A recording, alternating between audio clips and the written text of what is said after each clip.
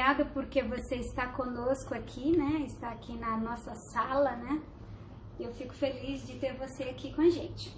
Muito bem, nós não vamos falar exatamente sobre a morte hoje, mas sobre o luto, né? Isto é, o que acontece após a morte. Mas não apenas a morte, mas o luto de outros objetos de amor, que não se resume apenas a uma pessoa, né? A um animal, por exemplo.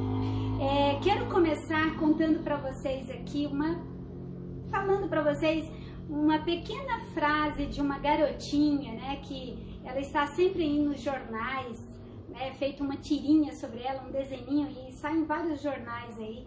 E a história de uma garotinha, ela diz assim: tchau mamãe, vou brincar na casa da Aninha.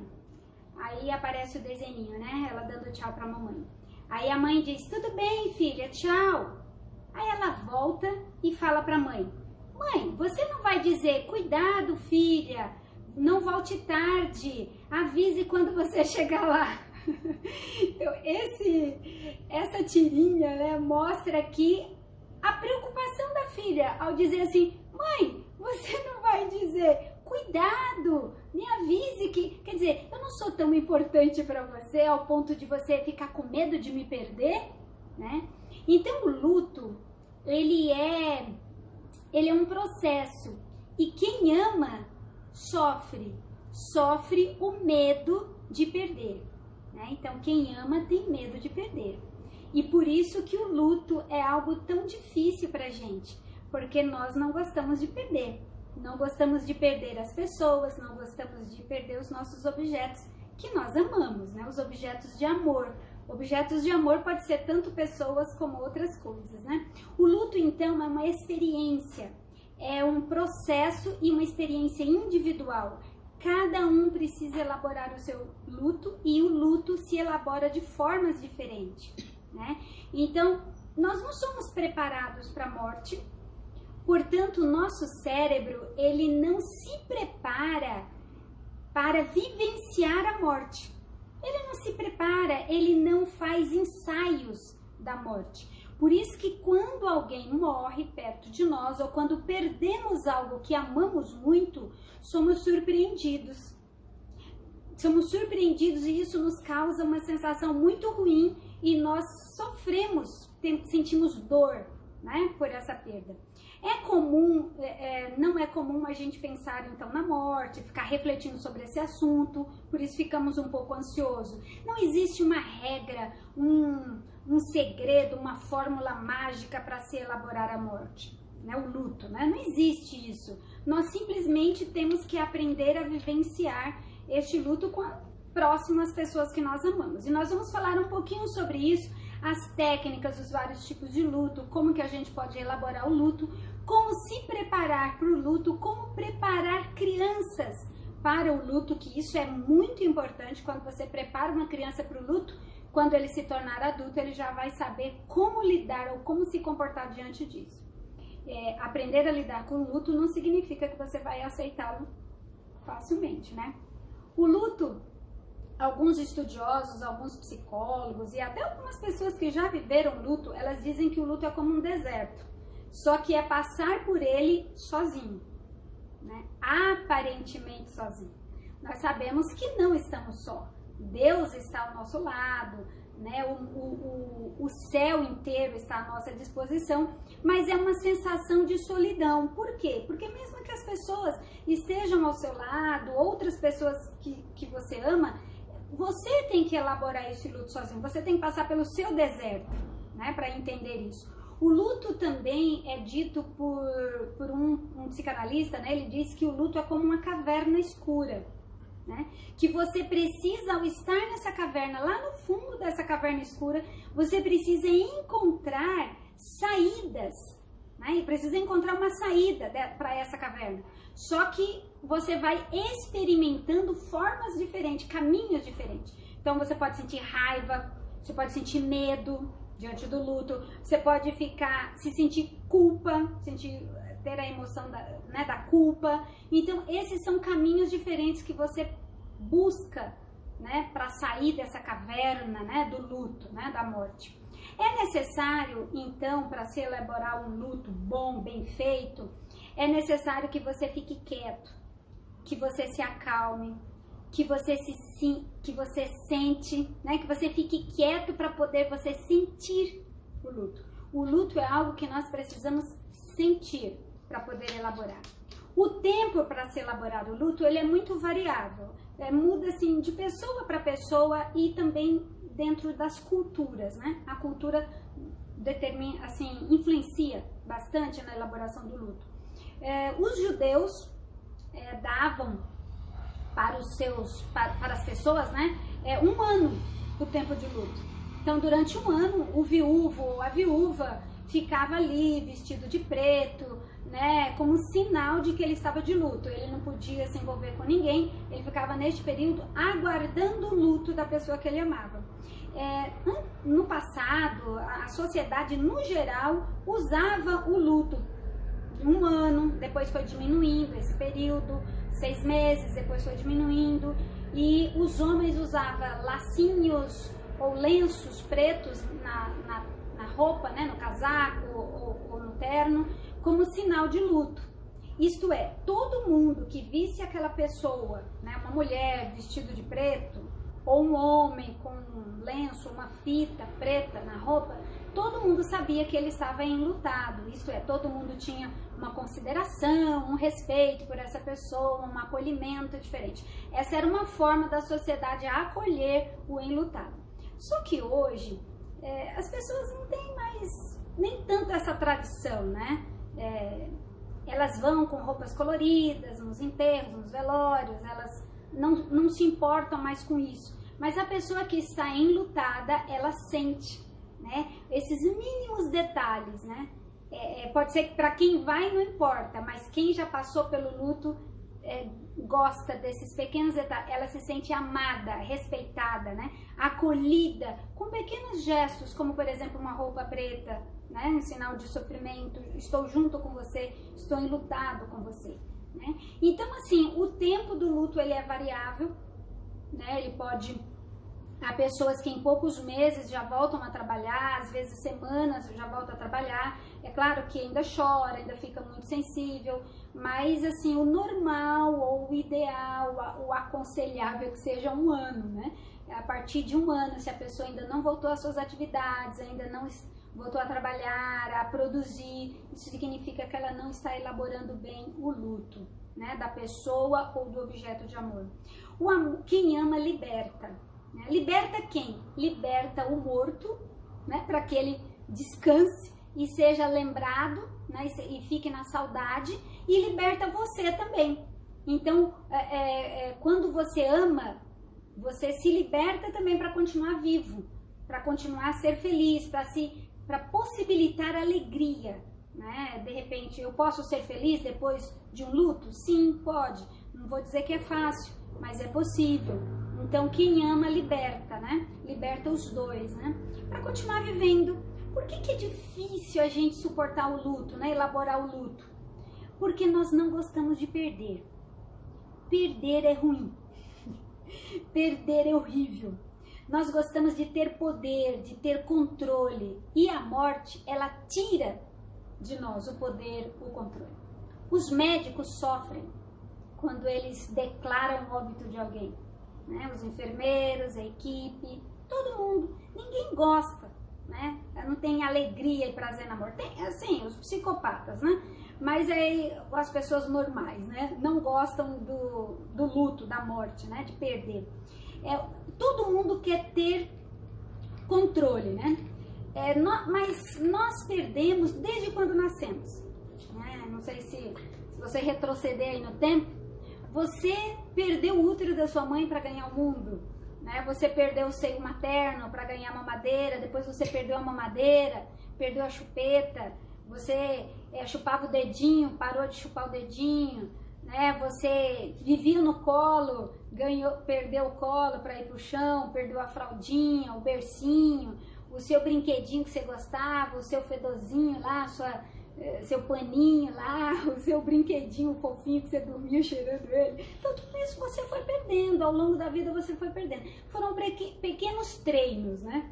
Até você perder a sua primeira professora, né, a babá que cuidava de você, o seu vizinho, né? Então tudo isso aí que você perdeu ao longo da vida, né, o seu amiguinho que era seu coleguinha de classe, mudou de colégio, tudo isso vai doendo, vai te ensinando a lidar com as perdas e vai ensinando que você sobrevive a elas, né? Claro que sofre, não vamos dizer que não sofre, mas você aprende a elaborar tudo isso, né? Através dessas pequenas perdas. Qual é a lembrança mais antiga da morte que você tem? Eu me lembro, eu não sei se minhas irmãs estão assistindo aí, o meu irmão ou uma das minhas irmãs, eu me lembro que quando eu era ainda pequena, eu devia ter uns 6 anos, nós tínhamos um papagaio lá em casa e esse papagaio morreu. Ele morreu, não sei se foi numa sexta-feira, né, alguma coisa assim. E nós fizemos no sábado a cerimônia de sepultamento do papagaio. Você que está em casa pode pensar assim, né? Não, mas nós fizemos o sepultamento do papagaio, colocamos ele numa latinha, cavamos um buraco, enterramos o papagaio, colocamos uma cruz, florzinha, e o meu irmão fez um sermão de sepultamento. Leu texto bíblico e tudo mais. Esse foi a primeira lembrança que eu tenho de morte. Não muito tempo depois, alguns anos depois, nós perdemos um cachorro lá em casa, né? Um cachorro que viveu, sei lá, muitos anos. Acho que desde quando eu era muito pequena, esse cachorro existia. Na minha memória, ele existiu até uns 7, 8 anos na minha vida. E eu me lembro que esse cachorro, quando ele morreu, ele simplesmente desapareceu de casa. Nós ficamos procurando esse cachorro, cadê o cachorro? E não sabíamos onde ele estava. E a minha avó não disse nada. E a gente chamava, o nome dele era Doge. Nós procuramos por ele, nada. Aí depois a minha avó viu que a gente não desistia, né, de perguntar pelo cachorro. Aí ela disse, né, ele morreu. E eu enterrei ele no quintal. E nós ficamos muito ofendidos com isso. E não aceitamos, nós fomos até lá, eu me lembro, minha irmã, meu irmão, nós fomos lá, cavamos, a minha avó falou, tá lá no quintal, a gente foi, procurou, achamos o lugar, cavamos até ver o pelinho do cachorro. Quando a gente viu o pelinho aí, a gente cobriu, chorou, né, e fizemos esse ritual, né, para elaborar o luto. É importante você ter um ritual. O ritual, ele é necessário, ele ajuda na elaboração do luto. Quem não vivencia o ritual tem mais dificuldade de elaborar o luto. Muitas vezes vê, né? Por isso que quando as pessoas desaparecem, né? Caiu um avião no mar, né? A dificuldade das pessoas, das famílias, as famílias ficam com muita dificuldade de elaborar o luto daquela pessoa, porque não viram nada, um corpo, um objeto, algo que lembrasse aquela pessoa no enterro, no processo, não houve um processo de sepultamento, e isso dificulta o luto. Interessante que o luto, o conceito de morte, a gente não nasce com ele tão claro. Até 2 anos, de 0 a 2 anos, tudo que a gente entende é de forma concreta. Então a gente não elabora o luto, não sabe o que é morte, não sabe o que é morrer, não entende. De 2 anos até 6, 7 anos, a criança acha que a morte é reversível, né? Então, assim, a vovó morreu. Aí ela fala, tá bom, vai brincar. No outro dia ela fala, vamos na casa da vovó? Não, a vovó morreu. Eu não quero mais, eu quero ir lá na casa dela, entende? Eu quero de volta. Ela acha que a morte é reversível. De 12 anos até, a partir de 12 anos, né, essa criança já acha que, ela já entende que a morte é irreversível e universal. Isto é, ela entende que a morte é para todas as pessoas, todos os seres vivos podem morrer, e também ela é irreversível, isto é, não tem como voltar a viver, né? Então ela começa a sentir culpa, ela entende a morte como algo fisiológico, como algo comum aos seres vivos, ela entende a teologia da morte, ela começa a entender, se as pessoas começarem a falar de ressurreição, que Jesus é a vida, que Jesus ressuscitou no domingo, então ela começa a entender isso. E isso é só a partir de 11, 12 anos, depois da puberdade. Então antes disso a criança não entende perfeitamente isso. Ela pode entender intelectualmente, mas ela não consegue ter isso internalizado, né? De forma universal e irreversível. A falta é o que mais machuca, né, as pessoas, o luto, a maior dificuldade no luto é a falta, é a ausência daquele objeto, daquela pessoa que amamos. Muitas vezes nós projetamos nesse objeto de amor uma parte do eu, né, do quem eu sou. Então, eu te amo tanto, sem você, você é a minha vida. Aí a pessoa morre, como que você vai fazer agora, né?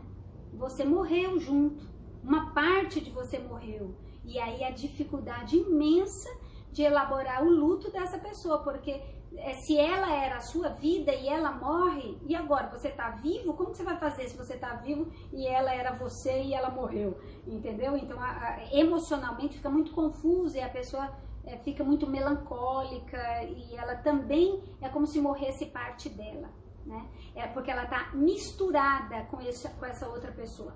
O luto também é uma questão de cultura, né? Os índios trabalham a morte, elaboram o luto de um jeito diferente. Às vezes eles cantam, dançam, né? Há culturas que comem, se alegram, né? Eles ficam... Outros países, como os Estados Unidos, por exemplo, não enterra a pessoa no dia que ela morreu. Fica aí um período, né? Ela vai ser embalsamada, preparada, e fica aí às vezes 15 dias, 15 não, mas 10 dias, 8 dias, aguardando a família aceitar isso. E neste período, bebe-se, come, chora, conversa sobre aquilo, né? Aí tem uma cerimônia onde os amigos vão falar, né, quem era aquela pessoa, o que lembra dela, como era bom estar com ela, o que aprendeu com ela, o legado que ela deixou. Então tudo isso ajuda no processo de luto. No Brasil já não é assim, né? É comum a pessoa morre e dentro de poucas horas, né? Às vezes 10 horas, 12, 24 horas no máximo já enterra a pessoa, porque ela não é preparada, não é embalsamada, né? Então tudo depende também da cultura em que nós estamos inseridos para poder elaborar esse luto. O luto não é uma doença, né? Não é uma doença, apesar de você sentir uma baixa imunidade, ter sensação, o estresse, né? Você fica um pouco estressado, mas não é uma doença. Existe uma escritora, né? Uma doutora muito famosa, Elisabeth Kübler-Ross. Ela foi a primeira a falar sobre o luto, né? Ela disse, Elisabeth Kübler-Ross, ela diz que existem 5 fases do luto. Primeira fase do luto é a negação. Não acredito que ele morreu. Ou então, não acredito que eu vou morrer, né? Essas 5 fases é tanto para a pessoa que vai morrer, como para a pessoa que fica viva, né? E ela também passa por essas 5 fases. Então, primeira negação, quando ela ouve a notícia, ela diz, não acredito, não é possível, não, então ela nega. Há pessoas que vivem para sempre nessa fase. Se ela nega, ela adoece depois. Ela vai ter outros problemas físicos e emocionais porque ela negou uma realidade, né? E a segunda fase é a raiva. Ai, não acredito, por que me deixou, né? Caramba, nossa, não devia ter feito isso. Então fica com raiva da pessoa que morreu ou fica com raiva dela de saber que ela vai morrer, que ela tem um câncer ou que ela tem, sei lá, uma doença terminal. Então a raiva, ela vem nessa raiva, então ela não... Às vezes é importante respeitar a memória, né? Eu tô falando de luto, no caso não é só uma pessoa, mas por exemplo um divórcio. O divórcio é um luto, né? Então você tem que ter a memória boa da pessoa, né? Foi bom enquanto vivemos juntos, né? Não pode desprezar aquilo que você, né? Aquela pessoa com quem você conviveu, ou perdeu o trabalho, né? Que é um tipo de luto também. Você não pode, não se prestava para nada. Não, aquilo ali você teve momentos felizes, sustentou você, sua casa. Então assim, o luto, ele passa então pela negação, pela raiva. Na raiva, você pode até ter raiva, né? Que é importante também ter a raiva, né? Porque a raiva significa que você amava aquilo que você tinha. Por isso você fica com raiva que você perdeu. Lembra da perda, né? Então a raiva, ela vem porque você sente falta, né? falta daquele objeto de amor. A terceira fase é a barganha ou a negociação. Ah, não, e se fizer tal coisa? E se fizer assim? Ah, e não podia dar tal remédio, né? Por quê? Quem é o culpado? E se tivesse levado em tal lugar? E se tivesse feito tal procedimento, né? E se eu tivesse sido boazinha, será que ele ia me deixar? Ou se eu tivesse sido isso ou aquilo? Então, é a negociação ou a barganha. É uma fase bem assim. Há pessoas que ficam nessa fase por muito tempo no período do luto. A quarta fase é a depressão. Isto é o momento em que, puxa vida, é verdade. E agora como que eu vou ficar sem essa pessoa? Ou como que eu vou ficar sem esse emprego? Aí é uma tristeza, uma humilhação, né? Não dei conta, não foi possível, era tão bom. Então, assim, o choro, né? Aí vem o choro. Às vezes a pessoa já sabe que alguém vai morrer, né? Então, por exemplo, uma pessoa bem idosa, que tá bem doentinha, ou alguém que já tá em coma, estado terminal, mesmo assim a pessoa não quer. Aí, esse momento da depressão é quando a pessoa entrega, né? Quando a pessoa fala, tá bom, então deixa, né? Essa é a fase do aceitar, né? A fase da depressão, é a quarta fase, né? E a quinta e última fase, segundo Elizabeth Kubler-Ross, é a fase da aceitação. Então, a aceitação é quando eu digo assim, é verdade. Então, eu já chorei, né? Na fase da depressão. Então eu aceito e agora eu me permito viver. Então agora eu vou viver. A vida vai, né? A vida vai pra frente, né? A vida continua. Realmente aconteceu, eu não pude fazer nada. Aí esse momento é o momento em que a pessoa começa a dizer assim, ai, foi tão bom. Ai, mas ela também era chata. Me incomodava. Ai, mas era tão gostoso. Tinha momentos bons, tinha momentos felizes. Ai, naquela hora a gente sorriu. Então, assim, é quando a pessoa fica tendo a memória, né? Essa fase do luto é uma fase que pode demorar. A pessoa pode demorar para chegar nessa fase da aceitação, né? Antes da aceitação, na negação, a pessoa guarda tudo, o quarto da pessoa, as coisas, né? Tem mulheres que, homens, né? Ou mulheres que se separam do cônjuge e continuam fazendo de conta que ele vive, né? Faz de conta que ele vive, né? Igual, né? Não muda, fala, trata como se fosse ainda casada, ainda usa aliança, né? Tudo ignora, né? Que houve uma ruptura, né? Que houve uma perda, que há uma falta daquele objeto de amor. Não existe nenhuma teoria perfeita para explicar o luto. Por quê? Porque nós não aceitamos, nós não gostamos, né? Da morte, a gente não tem facilidade para isso. Então, e nem todo mundo segue essas 5 fases, né, de forma correta. Não existe assim, às vezes no mesmo dia a pessoa passa 2, 3 fases e elas vão e voltam. A pessoa aceita, fica triste, aí depois ela, não é verdade, aí depois de novo, é verdade, aceita. Então, assim, essas fases elas se misturam. Mas, no geral, elas seguem uma sequência. Às vezes, demora meses em cada fase, né? As pessoas não seguem as fases de forma cronológica, porque, por exemplo, Natal, Ano Novo, a pessoa lembra, né, daquele objeto de amor, né? Da esposa que perdeu, do marido que foi embora, ou do filho que morreu, ou da mãe que faleceu, né, do irmão. Então, assim, lembra na Páscoa, Natal, Ano Novo, Dia das Crianças. Então, tudo aquilo que tem memória, o cérebro, na hora que ouve a música, o cérebro busca a imagem da pessoa, busca a memória, e aí a pessoa sente aquilo como se fosse aqui, agora, e aí às vezes ela chora de novo, ela volta para a fase da depressão, aí depois ela vem para a fase da aceitação, mas foi bom, tá, enquanto durou, né, enquanto vivemos juntos. O luto, não existe luto sem dor, né? Para se elaborar um luto, existe a dor, e ela é uma professora.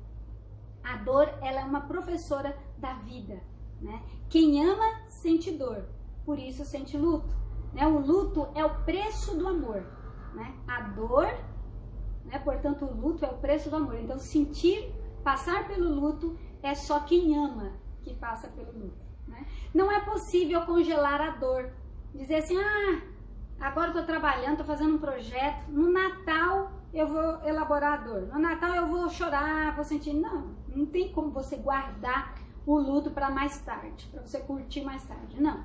O luto saudável ele tem que ser sentido aqui e agora, no momento em que ele ocorre. Se você guardar ele para depois, ele vai ser projetado no seu corpo e da forma de alguma doença psicossomática, né? Então é necessário você curtir, chorar, gritar, ficar sem dormir alguns dias, ficar sem comer alguns momentos. Então tudo isso significa sentir, curtir a dor, né? O luto. E não é bom dopar as pessoas nos velórios, né? Dar um remédio para a pessoa ficar calma. Não, ela precisa sentir a dor.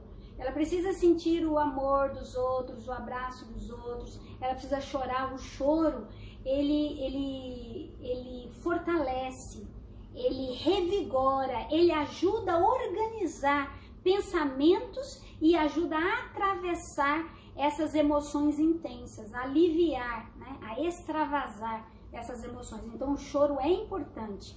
Mas a pessoa está gritando, deixa ela, cada um elabora o luto do seu jeito. Se na hora do enterro a pessoa quiser chorar, quiser gritar, é ela que decide isso, né? Ela que decide. As pessoas que têm fé, que têm Deus, que têm esperança, elas elaboram de uma forma mais tranquila. Mas mesmo essas pessoas, a gente tem que permitir que elas chorem. Como que você vai chorar? Você não acredita que a pessoa vai ressuscitar? Gente, por favor, não fale isso. Deixa a pessoa sentir a dor dela. Se ela tiver com vontade de chorar, deixa ela chorar. Ela tem direito de chorar. Ela tem direito, ela tem todo o direito. Então é o momento de você parar. O luto é para parar, pensar, analisar e sentir a dor, né? O que você aprende com a dor? Qual é o tamanho da sua dor, do luto, né? Qual a intensidade? A intensidade dessa dor, né? Depende da intimidade que você tinha com aquele objeto de amor. Qual o significado dessa dor, a qualidade do vínculo? Tudo depende da qualidade do vínculo ou da intimidade. A angústia, ela vem em decorrência do sentimento de impotência. Então, a pessoa, quando ela está enlutada, ela sente uma angústia a princípio, né? Lembra naquela fase da depressão, na quarta fase? Então, ela pode sentir uma angústia, que é um sentimento de impotência. Eu não posso fazer nada, eu não pude fazer nada por essa pessoa, né? Por isso é importante essa pessoa enlutada falar. Ela precisa falar e ser ouvida. As pessoas precisam suportar, aguentar isso. Essa pessoa quando ela chega, ela fica falando, né? Ela fala do que morreu, eu não aguento isso. Suporte, tolere, deixa ela falar. Ela precisa, se ela está falando é porque ela precisa, ainda não elaborou. Então deixa ela falar o tanto de vezes que ela quiser. Fica quieto e fica ali do lado e diz, eu entendo, deve ter sido difícil, né? Tem gente que perde o cônjuge, aí fica falando, aí tem gente que fica, não, cara, vai pra outra, esquece. Deixa a pessoa elaborar o luto. Ela tem o direito de chorar, de lamentar. Existem vários tipos de luto, né? Primeiro luto, o luto antecipado. A pessoa nem morreu, você já tá chorando. A pessoa ainda tá bem, você já tá...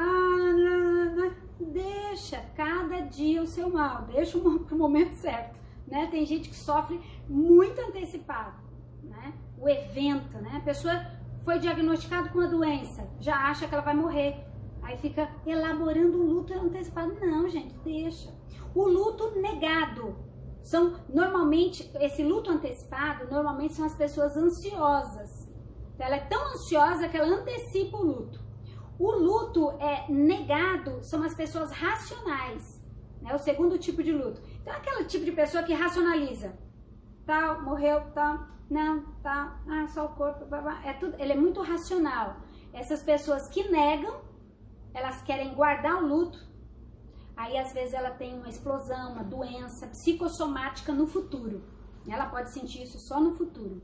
Então, são pessoas mais racionais. Existe o terceiro tipo de luto, que é o luto normal, que é aquele luto da saudade, né? Aquela pessoa que sente saudade, lembra do que aprendeu com ela, ela tem certeza que vai sentir falta do objeto amado para sempre, que ela nunca vai esquecer. Então esse é o luto normal, né?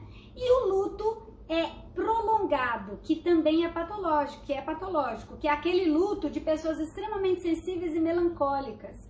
Então ela nunca enterra o defunto, ela tá sempre com ele ali, abraçando, chorando, falando com ele, né? Um luto patológico pode apresentar várias doenças, né, em decorrência de não aceitar o luto. Então as perdas, elas não são iguais, existem vários tipos de perdas. Existe a perda de uma pessoa, existe a perda de animais, como por exemplo os pets, né, os cachorrinhos, que amamos tanto como se fosse um membro da família, e eles vivem às vezes 15, 18 anos, então quando eles morrem, as pessoas sofrem muito. E tem gente que despreza isso, não despreze.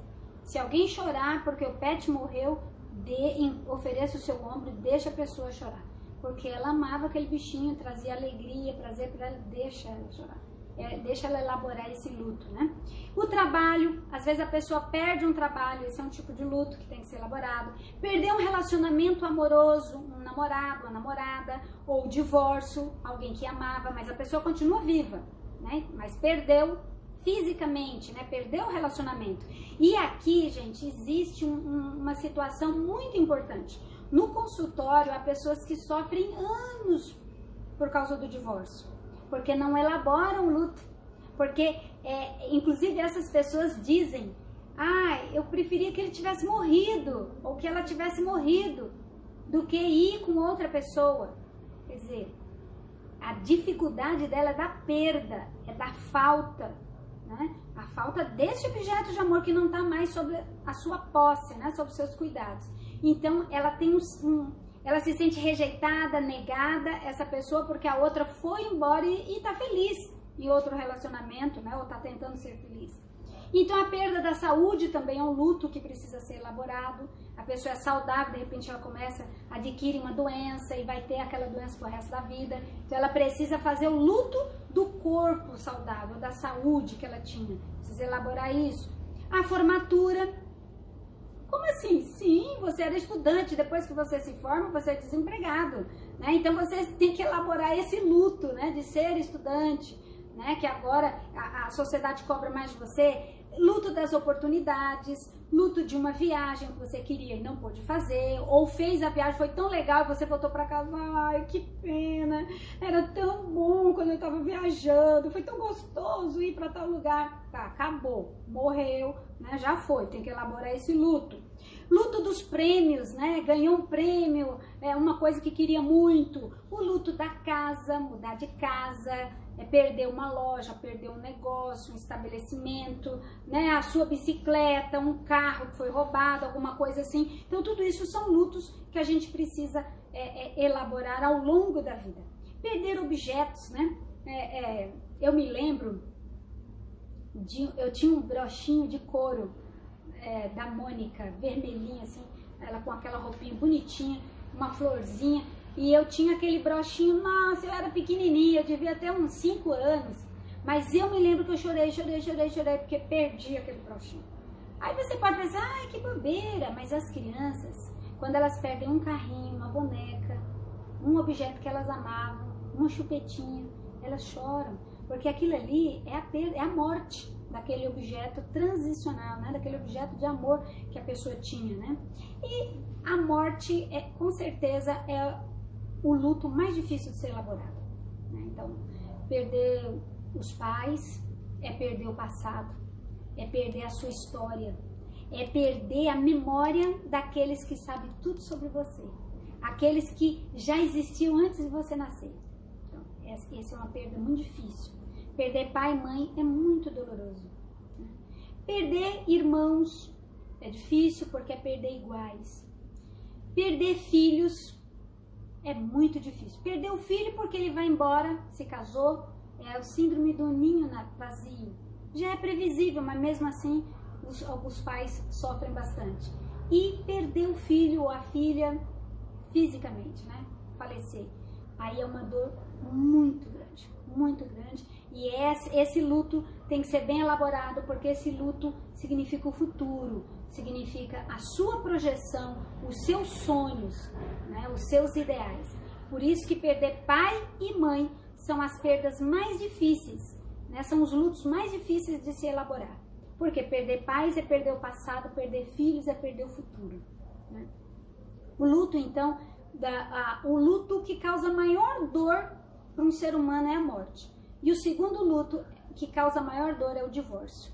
São esses dois, nesta ordem, né? Primeiro a morte de um ente querido, depois o divórcio de alguém.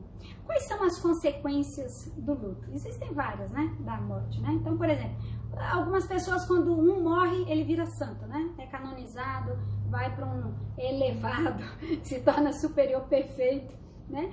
Outras pessoas ficam com o pensamento acelerado, né? Durante o luto. Às vezes a pessoa pode se sentir culpada por não ter feito algo, né? Por ter brigado, por não ter perdoado, por ter ofendido, aí sente culpa. Há também aí, no caso de algumas pessoas que negam o luto, elas ficam doentes.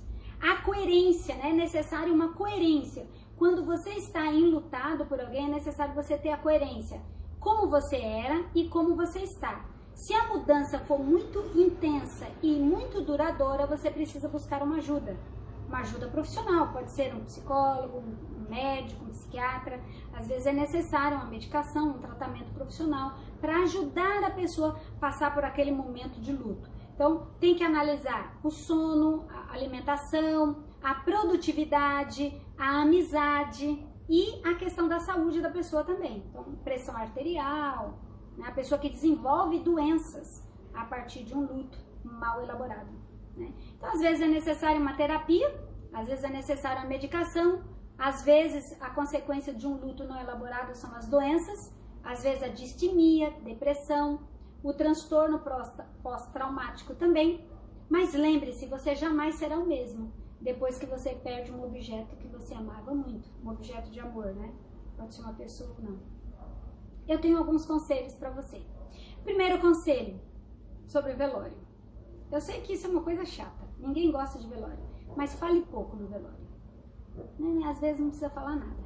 Só a sua presença, o seu comportamento acolhedor já vai ajudar a família daquele ente querido, né? Então, assim, fique calado. Não fique falando coisas que com certeza pode ofender a pessoa. Então, não fale nada, fique ali perto, abrace, né? Prepare as crianças para o luto também, né? Como seria esse preparo, né? Seria através dos objetos, né? Às vezes a criança perdeu uma borrachinha, perdeu um caderno, perdeu um bichinho de pelúcia que ela tinha, a professora que mudou de amiguinho, um animal. Então, assim, tudo isso é importante você conversar com ela para que quando chegue o luto de alguém, né, o falecimento de alguém realmente, a morte de alguém, ela já saiba o que é, como que funciona. É igual aquele cachorrinho seu que você tinha, igual aquele brinquedo que você tinha e ele deixou de existir, ele não existe mais, né? Ele estragou, ele perdeu, né? Então, para a criança entender. Crianças podem ou não ir a velórios, né? Então, assim, existe aí um debate muito grande sobre isso. O meu conselho é que essas crianças, você precisa conversar com elas. Preparar ela durante a vida, né, para este momento, e perguntar para ela o que ela pensa sobre o velório, o que ela acha que é, né? O que ela acha que vai acontecer com o vovô, com a vovó, com aquela pessoa que faleceu, né? Como que ela acha que ela está no bercinho de madeira, como que é, para onde que vai. Então é importante conversar, porque às vezes a criança tem uma fantasia, né? Aí vem não sei quem, leva no avião, papapá. Você sabe, sei lá, cada criança tem criança que tem muitas ideias diferentes. Então é importante perguntar para ela, e é importante que ela veja também. Ela veja ali, o cachorrinho morreu, ela precisa ver que o cachorrinho morreu, perguntar para o veterinário o que o senhor vai fazer com o corpinho do meu cachorrinho, do Totó, vai enterrar, onde que vai, porque a criança precisa saber disso, e isso vai ajudá-la a elaborar o luto. Não é correto, perdeu o cachorrinho, traz outro, né? Às vezes o pai, não, ele perdeu, morreu, não, mas eu vou trazer um outro da mesma raça. Não é, isso é brincar com o sentimento da criança. A criança precisa entender. E quando a criança vai no velório, ela vê o pai, a mãe, o avô, o tio chorando. né? E isso é importante para ela ver que as pessoas que ela ama também choram. E como se comportar num velório, o quanto dói a perda de alguém. Isso vai ajudá-la a elaborar o luto no futuro de uma pessoa, talvez o luto seu, né? O luto do pai e da mãe, né? Às vezes as crianças são pegas de surpresa, nunca nem ouviu falar na morte. E aí alguém que ela ama muito morre de repente. Né? Imagina, né? Ela se sente assim, assaltada, né? Isso é cruel. A criança, então, uma criança de 7 anos disse assim: como pode não aparecer se ela estava ali pertinho de mim ontem? Né? Então tem criança que fala assim: como assim? Se a criança, como que pode ele não voltar se ele estava aqui ontem? Por quê? Porque ele não viu, ele não foi no velório, entendeu? Ninguém conversou com ele, então como que pode não aparecer se ele estava aqui ontem? Entende? Olha como é difícil falar sobre isso, né? Os pais negam, né? Os pais... E você pode treinar isso de uma forma muito simples. Por exemplo, a criança precisa tomar banho. Você fala, vamos tomar banho. Aí ela fala, eu não quero tomar banho, eu te odeio, porque eu não quero tomar banho, eu não tô com vontade de tomar banho. Você vai tomar banho sim, você tem o direito de ficar com raiva, porque você queria ficar brincando, assistindo seu desenho, mas você vai tomar banho, você tem que me respeitar. Respeitar a autoridade. Você não precisa me amar. Eu amo você. Você vai me amar com o passar do tempo. Eu já amo você e por mim. Você simplesmente precisa me respeitar. Você vai tomar seu banho sim, porque é o melhor para você. Isso ajuda a criança a sentir a frustração. E quando ela é frustrada, lembre-se que o luto é uma frustração, é perder, é falta, né? Não ter controle, né? Não ter a posse. Então a criança queria o desenho, queria a televisão e agora ela não tem mais. Ela não tem mais esse poder sobre ela, né? Ela não tem mais o controle disso. Não ignore a dor de ninguém. Deixa a pessoa sentir essa dor, viver essa dor no tempo que for necessário. E se ela estiver demorando muito, é importante falar para ela, olha, a vida continua, né? Que tal? Vamos sair, né? Vamos andar, né? Voltar a fazer o que você gostava, para ver se a pessoa volta a uma atividade, né? Volta a ter alegria. Né? O luto nos obriga a rever valores. Né? Quando a gente está diante do luto, da perda de alguém, por exemplo, uma pessoa que sofreu um infarto, uma vez eu atendi um homem que sofreu um infarto, não tinha tempo para nada. Ele não tinha tempo para nada na vida. Mas quando ele sofreu um infarto, ele parou. Ele passou a ter tempo para a mulher dele e para os filhos dele. Por quê? Se ele continua sendo empresário, dono de negócios, porque o luto, ele perdeu a saúde, ele esteve diante da morte, da possibilidade de morrer. E isso fez com que ele desse uma outra cor, um outro sabor para a vida. E ele passou a valorizar coisas que ele não valorizava e encontrou tempo para coisas que ele não tinha, que ele achava que não tinha. Ele passou a mudar o comportamento. Recorde os momentos felizes. Esse é um conselho meu para você. Né? Se você perdeu alguém, lembre-se de tudo de bom que você aprendeu com essa pessoa, dos momentos felizes, das memórias afetivas, positivas que vocês viveram juntos.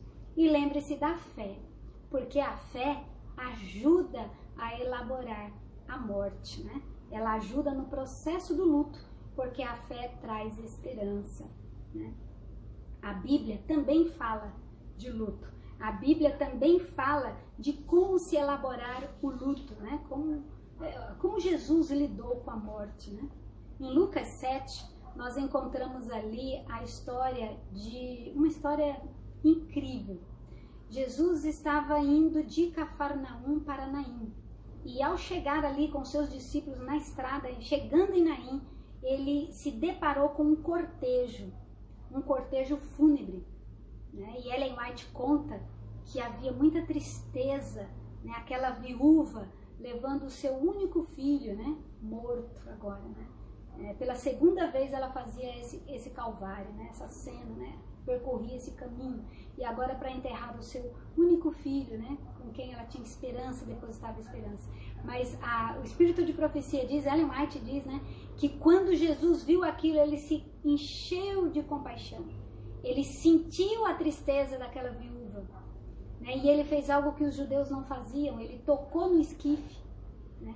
ele tocou ali no esquife aberto, né, onde estava o corpo do garoto. Ele tocou e ele disse para aquela viúva: não chores.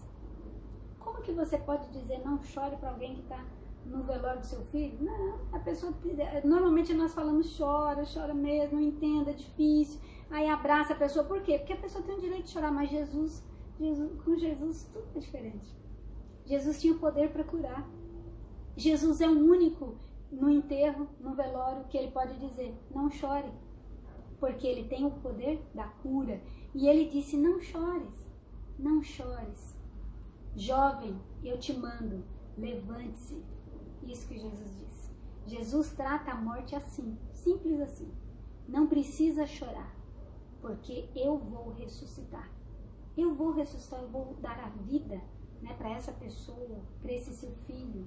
Né? A mãe ficou, imagine como que aquela mãe se sentiu naquele momento, cheia de alegria, de júbilo. Os discípulos ficaram felizes, as pessoas que estavam naquele cortejo fúnebre ficaram felizes, todos se alegraram, o menino ficou feliz, sentou, falou com a mãe, abraçou a mãe. Que abraço, hein? Já pensou? Que abraço. Como aquela mulher, aquela viúva, como que ela deve ter sentido, que gratidão que inundou o coração dela e os seus pensamentos, né? Ao ver aquilo, né?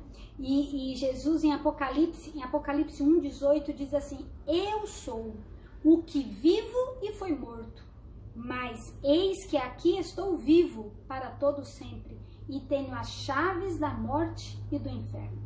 Jesus realmente tinha poder para ressuscitar aquele jovem, como tem poder para ressuscitar quem quer que ele queira. E um dia ele irá ressuscitar todos os que dormem e não haverá mais luto, nem pranto e nem dor.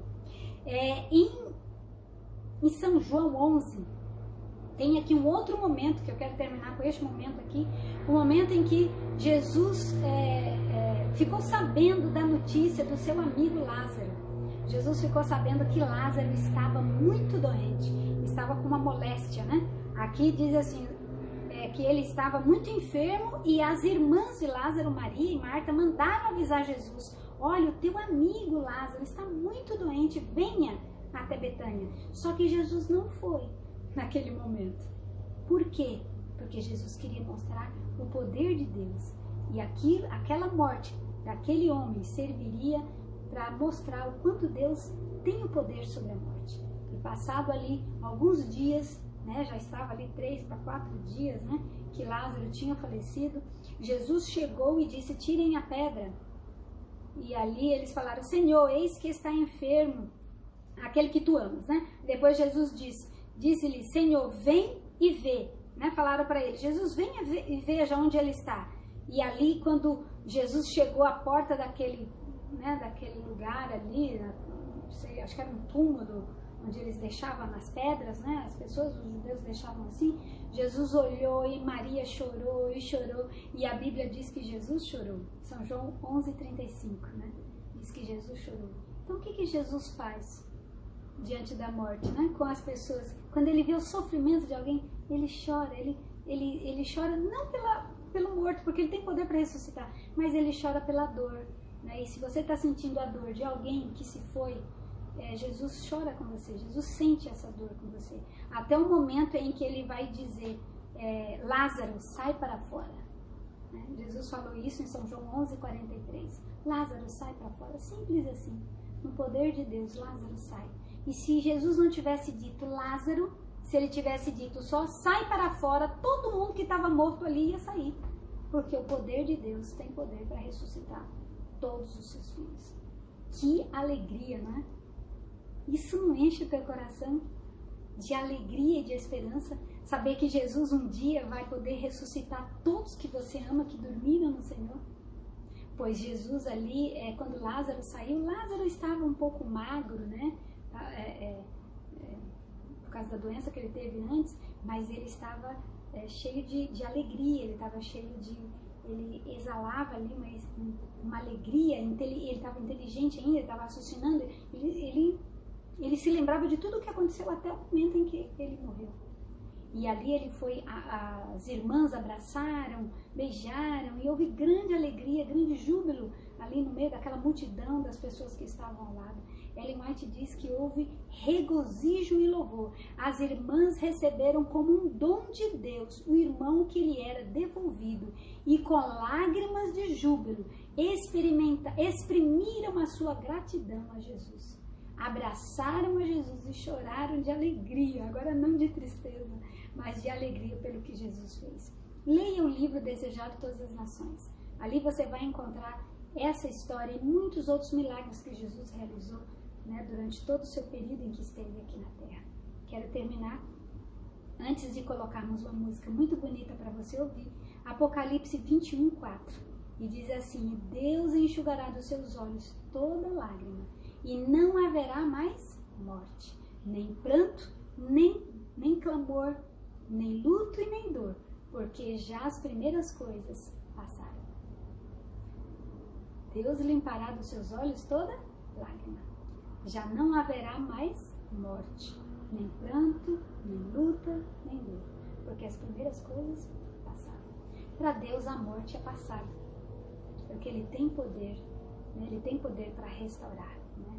Eu quero orar com você neste momento, depois nós vamos ouvir uma música.